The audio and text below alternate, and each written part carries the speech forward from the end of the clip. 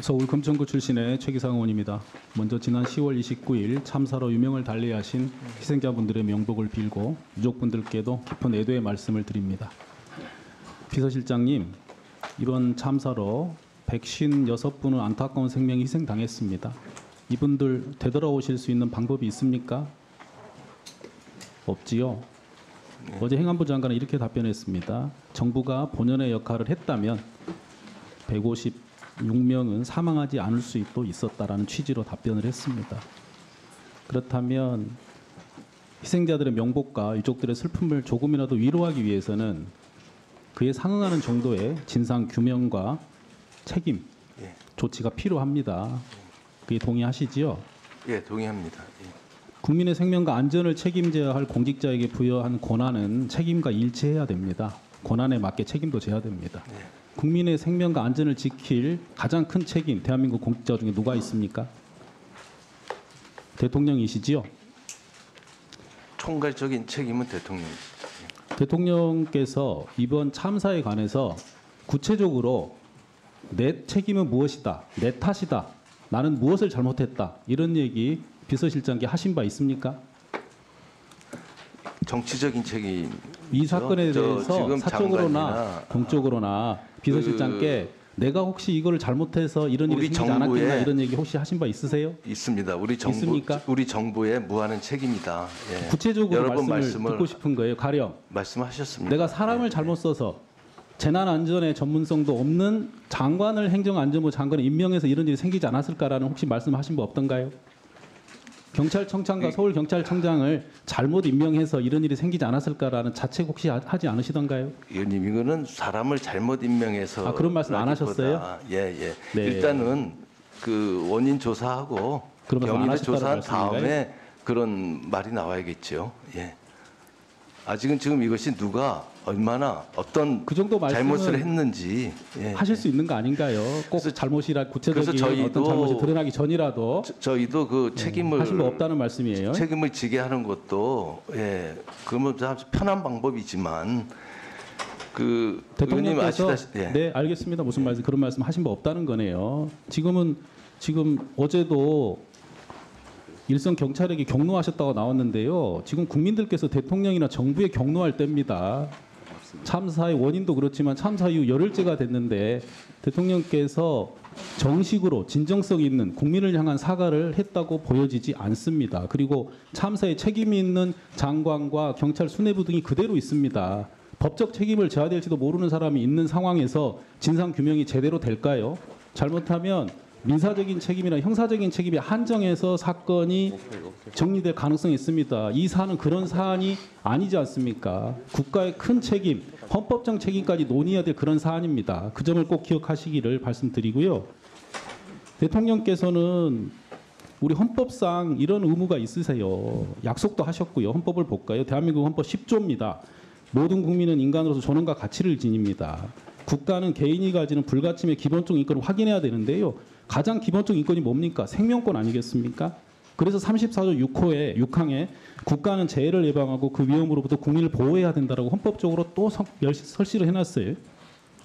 그래서 69조에 대통령은 선서할 때 이런 말씀을 하십니다. 나는 헌법을 준수한다.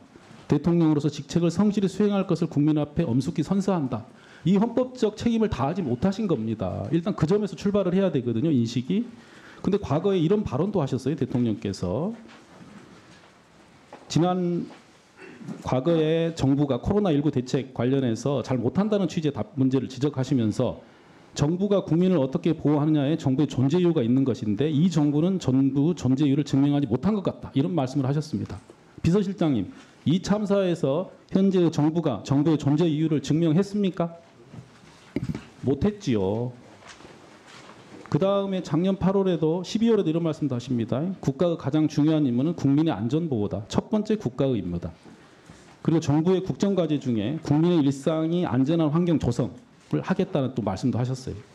더욱이 얼마 전 취임 100일 기자회견에 이런 말씀도 하십니다. 국민 안전은 국가의 무한 책임입니다. 국민들께서 안심하실 때까지 끝까지 챙기겠습니다. 이 약속 지켜졌습니까? 비서실장님. 얼마 전 약속입니다. 못 지켰습니다. 못 지킨 거에 대해 사과를 먼저 하셔야 되는 거 아닌가요? 사과하셨잖아요. 국민들을 향해 정식으로 그리고 구체적으로 정확하게 하셔야죠. 이런 약속을 못 지켰고 그 약속을 내가 못 지켰는데 그것 때문에 일선에 우리 공직자들이 어떻게 해서 일을 못했는지 다시 살펴보셔야 되는 거 아닌가요? 의원님 그 말씀 다 하셨어요. 그런데 왜 책임 있는 사람도 아직도 경질을 하거나 책임을 묻는 절차가 안 이루어지고 있습니까? 지금 당장은 사람 경질한다고 해서 그것보다 더 중요한 일이 있지 않습니까?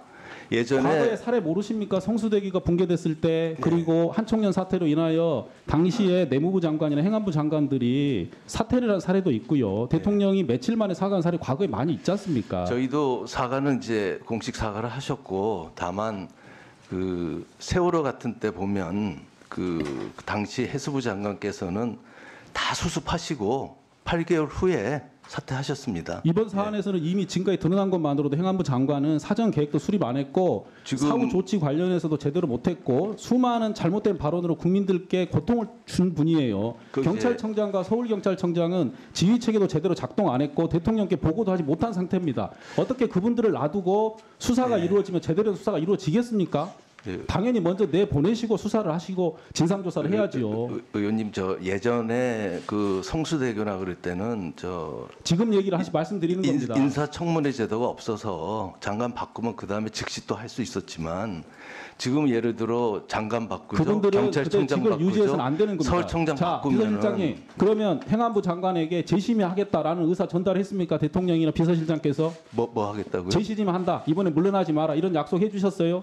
그런 약속 안 했죠. 그러지 않고서는 어제 행안위에서 장관께서 보인 태도가 용납이 안 됩니다. 일단은 사고 그 경위부터 좀 파악하고 아까 경위의 말했듯이 진정한 조사의 출발은 그분들을 먼저 물러나게 하시는 겁니다. 책임 있는 사람들이 있는데 어떻게 조사가 그분들 제대로 되겠습니까? 물러난다고 해서 지금 당장 급한 게 아니잖아요.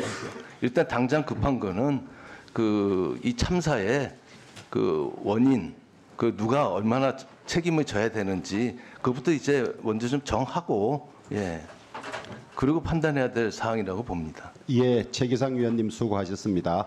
오늘 이 국정감사 상황은 국회 방송뿐만 아니라 KBS, MBC, SBS가 모두 지금 생중계하고 있다는 점을 알려드립니다.